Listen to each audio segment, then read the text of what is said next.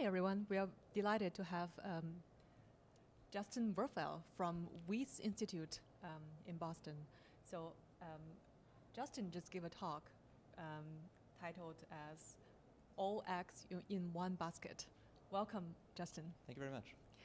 So my first question would be, when I saw your title, I was anticipating some technology talk, but apparently you talk about more philosophical idea, which is about this evolution theory. What brought you interested in this evolution theory at the first? So originally I'd gotten interested in studying evolutionary theory because of this issue about cooperation. That, like I said, it's been a little bit of a mystery in evolutionary theory how a process that's driven by survival of the fittest could produce cooperation.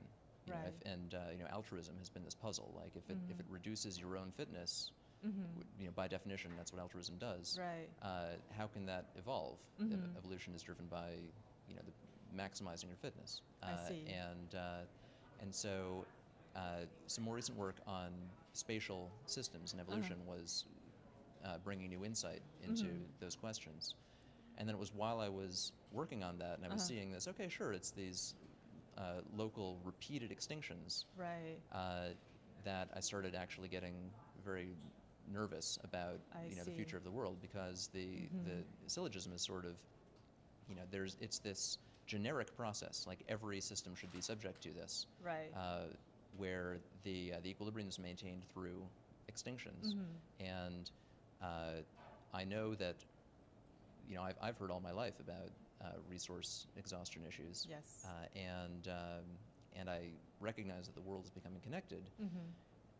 That's that's several links in a very dangerous chain. And the part that at first I took some comfort from was, but yeah, I mean, humans are better than that. Like, this must not apply to us because we, like, how could this actually apply to us? And then I started learning about historical societies that this happened to. Yeah, like Polynesia. Polynesia. Yeah, a couple examples Maya. in Polynesia. Okay, Yeah, I see. That's very interesting. So I know you talk about your ideas on the stage, but maybe you can just reiterate, why do you think this idea of climbing up the cliff and might potentially collapse unless you wish you might have a parachute? So why do you think this idea is worth spreading? I mean, the problem is if we just do everything business as usual and trust the future to take care of it, the future's not going to take care of it. Like, we actually have to be active and purposeful about being in equilibrium, because there is always an incentive to exploit more today and not to worry about the long-term consequences. Exactly. Because, like, the cookie's there, I want to eat it. Right. So it's the way that things have been going in our society is one of basically not being very worried about sustainability. Like, people have talked about it more, but earlier this week, I think, there was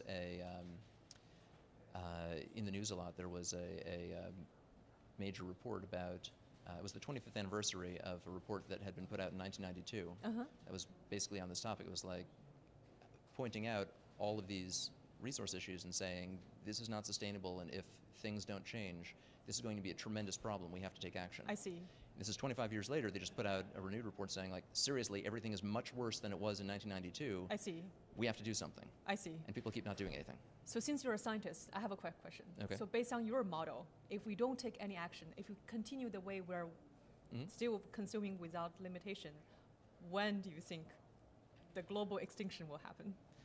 So, I mean, first of all, like, extinction, it's not that everyone is actually just going to die all at once. It would be, a much more sort of, breakdown of everything in society that we, hold dear and value. But probably some people would survive in some form, right? And we have historical examples of that too. Like in some of these island nations in Polynesia, for instance, that this kind of collapse occurs, and in some places everybody dies, but in others people are, manage to live on in this kind of, nightmarish, constant bloodshed and slaughter situation. So, yeah, I mean, humanity will survive in some regard. But when is that going to happen?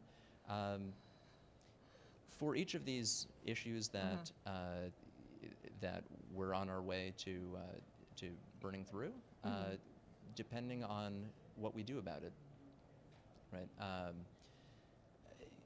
You know, it could be, as I say, decades, right? And when I say people don't do anything, that's not entirely true. I mean, like the alarm gets sounded, and some things actually do change, and that changes the timescale on which these things happen. Yeah. But you know, so putting off every bit of putting off that timescale is good, right? But if it's, you know, if you're walking more slowly toward a cliff, you're still walking toward the cliff. At some point, you have to just stop and get into a situation of equilibrium. I see. Okay, so that sounds somewhat comforting, but also we definitely need to really put into the action. So I guess if you're talking about these ideas into action, so what should we do from now, from this Saturday afternoon? Like, what would you call for actions? What, each of us individually? Yes. I mean, sort of, so collectively, and again, I work on collective behavior, right? So one of the points I tried to make toward the end of the talk is that when things are important to people, things actually get done. And you know, one of the other points I made was, in some ways, a lot of the important action that needs to be taken needs to be taken at the level of government. I see. Right, because individuals by themselves can do a lot, but everybody has their own incentives. I see. Right. And I work in collective behavior. Right. It's all about. There are rules governing the actions of individuals, and then you get collective outcomes emerging from that.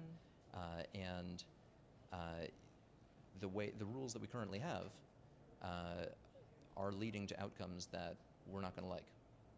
And so, if we can change the rules in the right way, I see. You know, we can get a better outcome. And, I see. And so it's the ones who set the rules that need to be most aware of this. I see. So besides our individual actions, also the policymakers need to really open the eyes to the reality, right? Yeah. That's what you said. Reaction to the reality. Yeah. Okay. Because that's how then everyone acting, you know, according to the rules that have been set up, you know, people do act in their own self-interest. I see. So that's right. According to the revolution theory. Yeah. Okay. Thank you so much, Justin. We Thank are you. delighted to have Justin Werfel with us. Thank you. Thank you.